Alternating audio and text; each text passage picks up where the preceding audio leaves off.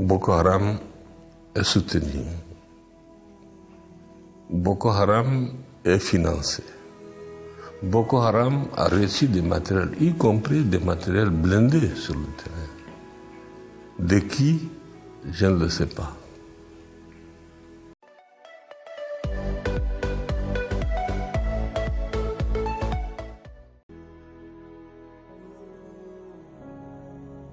La destruction de la Libye.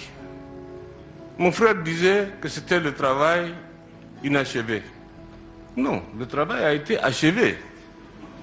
L'objectif recherché étant l'assassinat de Kadhafi, mais pas autre chose.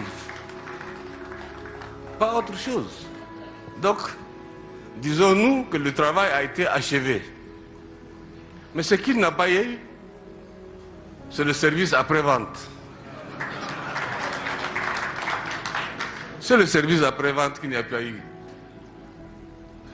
Donc on aurait dû accompagner les Libyens pour la naissance, comme disait en son temps, la nouvelle Libye démocratique, la nouvelle Libye en paix, en stabilité. Kadhafi est mort, c'est terminé, bagage plié, on est parti. Et voilà, aujourd'hui, la Libye est devenue le terreau de terrorisme et de tous les brigands, de tous les malfaiteurs.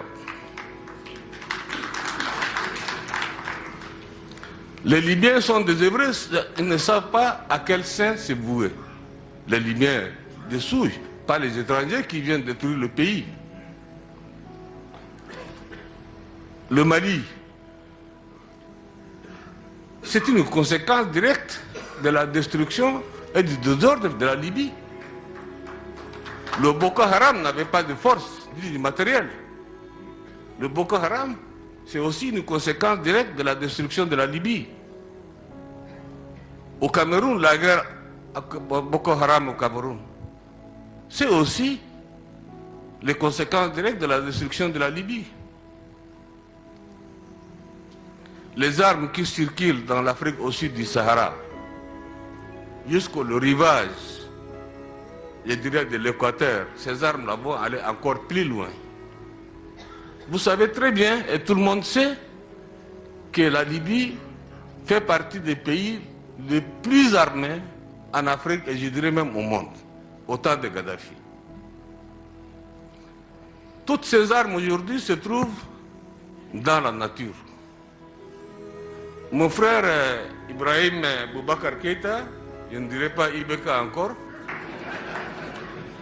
me disait tantôt que la solution est entre les mains des Africains.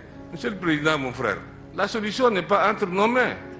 La solution, c'est entre les mains de l'OTAN, qui a créé le désordre, n'a qu'à aller ramener le désordre, l'ordre. C'est simple. Oui, mais il ne faut pas rigoler.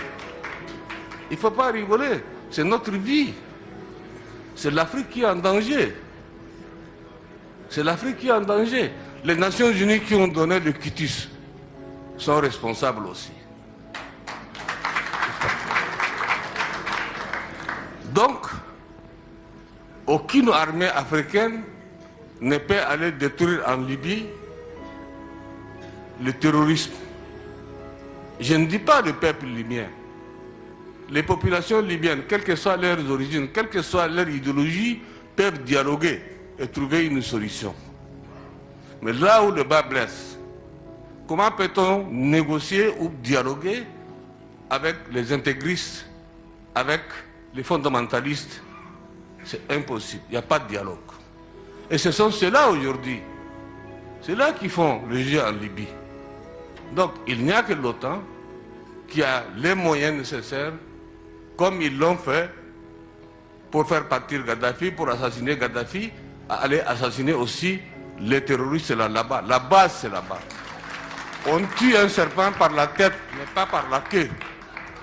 N'est-ce pas? Donc, si on veut résoudre le problème du Sahel, si on veut résoudre les problèmes en Afrique, ailleurs, au sud du Sahara, il faut s'occuper de la Libye. Il faut tuer, n'est-ce pas, comment on appelle, le terroriste qui sont là-bas. Nous pourrons les accompagner, nous on va aller. Il n'y a pas de solution. Ça c'est un problème, je crois auquel vous ne pouvez pas chercher de midi à 14h de solution. La solution, ce sont nos amis, n'est-ce pas, occidentaux. Ils doivent trouver, monsieur le ministre, vous m'excusez, je ne vous dois pas vous. Donc c'est à nos amis occidentaux de trouver une solution pour la Libye, n'est-ce pas, et pour le peuple libyen et pour l'Afrique. Ça c'est un élément essentiel. Vous me posez la question, l'Afrique est capable d'avoir une force d'action rapide. C'est une question simple. Est-ce qu'il y a une volonté politique ou il n'y a pas une volonté politique? C'est un problème simple. S'il y a une volonté politique de la part des dirigeants africains, évidemment, il va de soi que nous pourrons créer une force, n'est-ce pas, l'équiper, lui donner les moyens et mettre à la disposition du continent. Et on nous a fait dire une fois, en Afrique, vous n'avez pas besoin des armées, vous avez besoin de développement. Et quel développement encore? Il n'y a pas eu de développement ni armée, les deux. Donc, qu'on nous aide, nos amis là, nous aident à former des armées capables de bouger et capables de répondre, n'est-ce pas, à la sécurité du continent. Ça, je pense que c'est important. Nous ne pouvons pas continuellement demander à nos amis, à nos partenaires, venez nous aider, nous sommes menacés, venez nous aider, nous sommes menacés. Mais jusqu'à quand? 60 ans après l'indépendance. 60 ans après l'indépendance.